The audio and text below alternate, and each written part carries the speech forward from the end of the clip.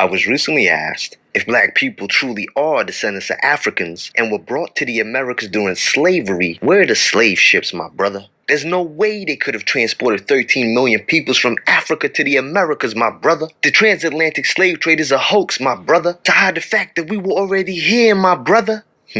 Firstly, I think we have to step back for a moment and realize that white Americans, or European Americans as I like to call them, were not the only contributors or perpetrators of the slave trade. The British, the Portuguese, the Spanish, the French, the Dutch, the Danes, as well as Americans all played an integral role in slavery. The 13 million odd figure of enslaved Africans being trafficked from Africa to the New World was a combined joint effort. Hence why many different countries and islands in the Americas are populated by black people who are descendants of Africans, but speak languages such as Spanish, French, English, Dutch, Portuguese, and so on. So with involvement from a multitude of European countries, it's very believable that between 1525 and 1866, the 13 million Africans were trafficked to the Americas.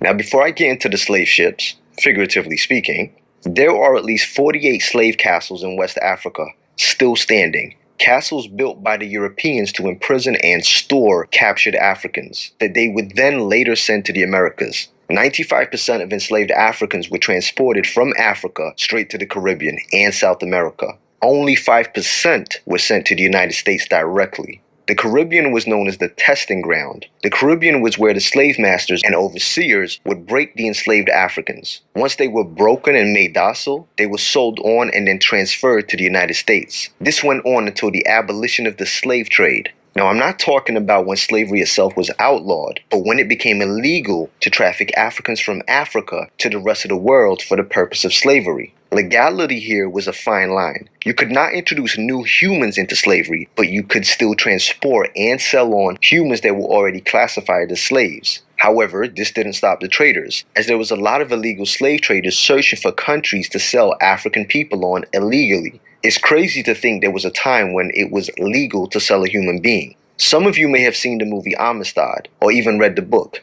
which highlights this. They were transporting Africans to the Caribbean from Africa, but this had already been made illegal by the 1800s. When the case went to court, the white men lied and said that these were not African slaves, but instead they were born into slavery and were Cuban. Once the transport of African people had been made illegal, the focus was on trade of already enslaved humans of African descent between the islands and America.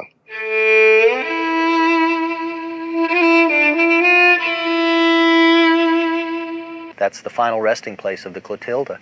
This is where that journey came to this desperate end, with the slavers, Timothy Mayer and Captain William Foster, realizing that, they might well end up in jail for this crime they've committed. Those guys are just trying to save their own skins as they light this thing on fire.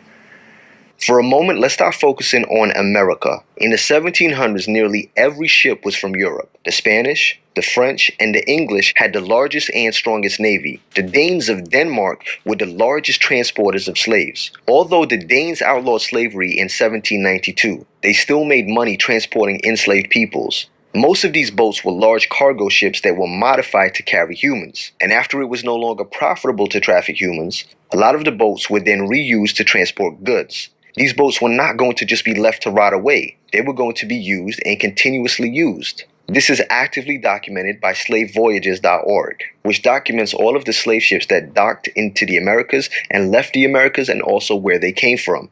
So to answer the question, where are the slave ships now? There are an estimated 3 million ships on the ocean bed. It would be safe to say that some of the slave ships are there, but they've also continually uncovered slave ships on the coast of the Americas and Africa. The summer of 2003, an underwater investigation unlocks a dark chapter in history. I think that all people can come together to understand why this particular ship is important. The Henrietta Marie. When we're dealing with a shipwreck and you're looking at what is essentially like a big crime scene. A crime scene that indicates the Henrietta Marie engaged in a shameful commerce. We found pewter plates, pewter spoons, shackles. The Henrietta Marie was a slave ship that took its crew to their deaths after delivering its passengers to hell. They would pack as many individuals as they thought they could keep alive.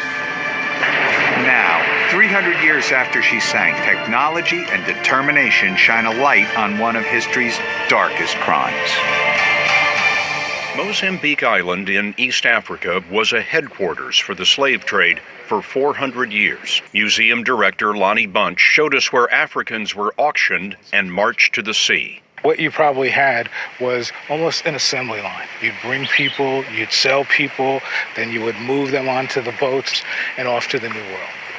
It's a combination of unbelievable pain, a sense of anger, a sense of loss, but also an amazing sense of optimism that the people who shuffled down this ramp, those that were able to survive, built the Americas. The ship Bunch was looking for was discovered in the archives of Cape Town, South Africa.